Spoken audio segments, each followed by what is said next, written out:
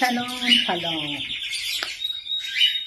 امروز آخر هفته، من تعطیلی آخر هفته، اینم 3 تا ورودت ها. این هستخانم اومده این وقت. من کار بیزینسی که شروع کردم به این دلیل نیست که کار نکنم.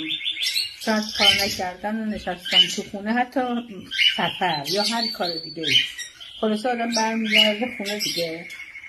دوست ندارم که بیکار باشم. چیزی هم نمونده تا بازنشستگی کار میکنم و کارم رو دوست دارم. کار کردن و کلن دوست دارم.